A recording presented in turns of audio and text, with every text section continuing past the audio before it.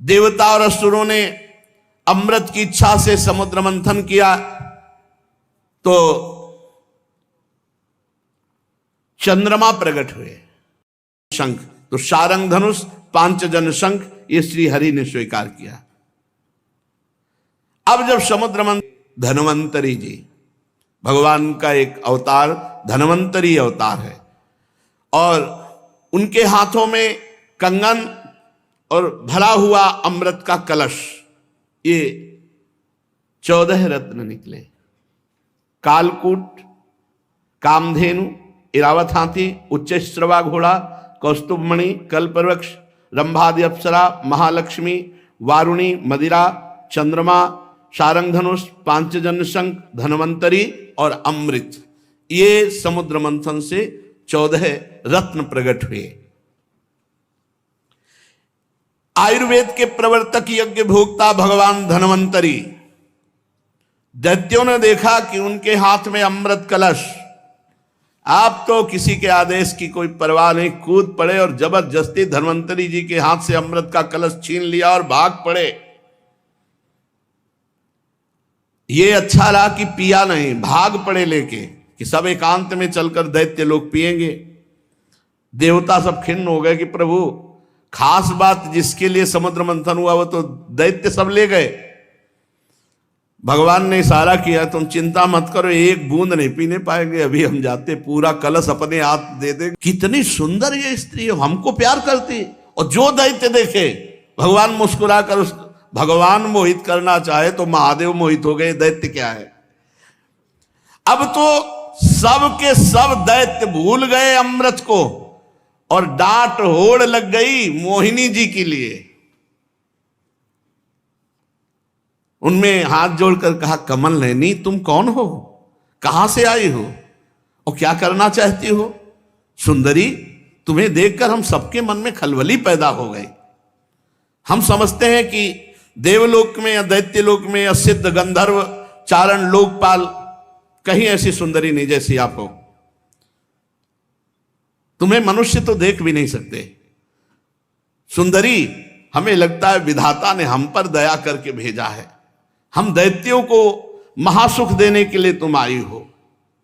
माननी, वैसे तो हम एक जाति के लोग हैं, पर इस समय हम थोड़ा झगड़े पे आने वाले हैं, क्योंकि हम ये अमृत का कलश मिला है और हम आपस में लड़ाई कर बैठेंगे। तो सुंदरी, तुम ही अमृत पिला दो। भगवान कुछ नहीं बोल रहे। हम सब कश्यप जी के पुत्र हैं, तुम्हें हम अपना परिचय बता देते हैं और सगे भाई हैं। ये देवता लोग और हम दोनों के पिता एक ही हैं, कश्यप। तो फिर वो स्वयं मोहिनी रूप धारण किए। दैत्यो, बड़ी बारीकी से मेरी बात समझो, मैं उचित करूं या अनुचित बीच में टोकोगे नहीं। अगर टोकना तो ले अपना अमृत कलश। नहीं नहीं नहीं, और मुस्कुराते जा रहे हैं। मुस्कुराहट भगवान की माया का प्रादुर्भाव हुआ है मुस्कुराहट से। सब दैत्यों ने कह दिया स्वीकार है। भगवान ने कहा, हम भी स्वीकृत हैं, मां आपकी हैं। इसका कारण दैत्य मोहिनी स्वरूप के मूल को नहीं समझ पा रहे और देवता जान रहे, इसलिए मोहित नहीं हो रहे। एक भी देवता मोहित नहीं हुआ मोहिनी रूप में, क्योंकि जान रहे हमारे भगवान है। तो देखो, अमृत ऐसे नहीं मिलता। सब लोग पहले नहा के आओ, स्नान करो और पूजन करो, स्वस्थवाचन करो। तत्काल चंद्रमा और सूर्य के बीच में, वो तो पीठे घुमानी थी, तत्काल घुमाया और अमृत बटी रहा। और भगवान बांटने की तरफ नहीं देख रहे थे, दैत्यों की तरफ देख रहे थे। चंद्रमा और सूर्य ने कहा, प्रभु राक्षस है, दैत्य है। भगवान ने तुरंत सुदर्शन चक्र के द्वारा, तो केवल ऊपर का अमृत केवल गले तक पहुंच पाया था। आज भी चंद्र ग्रहण और सूर्य ग्रहण उसी से पड़ता है। भगवान ने सुदर्शन चक्र से उसका सिर काट दिया। अमृत का संसर्ग गले से होने से आज भी वो अमर है, राहु, परंतु उसका जो धड़ है वो नीचे गिर गया। राहु पर्व के दिन पूर्णिमा और अमावस्या को बैर भाव से बदला लेने के लिए चंद्रमा और सूर्य पर आक्रमण किया करता है। भगवान ने लंबी चाल बढ़ाई, पूरे देवताओं को अमृत पिला दिया, फेंका कलश, जहां एक बूंद भी नहीं। अब समस्त दैत्यों के सामने मोहिनी रूप अरे खत्म मोहिनी रूप देखा अरे बोले तो हरि ठग लिया, सब अमृत पिला दिया देवताओं को। अब तो सब के सब असुरगण अमृत से वंचित और भारी क्रोध धारण करके भगवान के प्रति कि इसने छल कर दिया।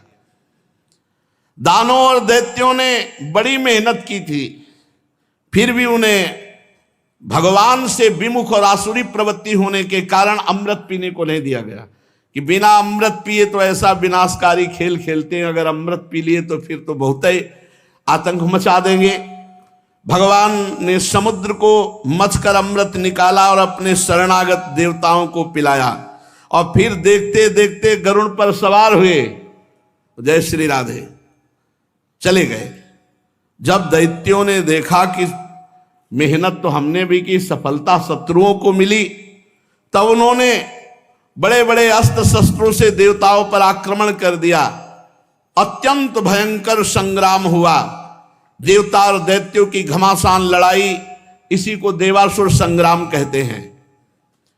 दोनों ही एक दूसरे के प्रबल शत्रु, विविध प्रकार के वाहनों से, विविध प्रकार के अस्त्रों से बहुत समय तक उनका युद्ध होता रहा, लेकिन अब वो जीत नहीं सकते क्योंकि देवता अमृत प्रिय हैं, इनको मरना नहीं है और उनको मरना पड़ेगा।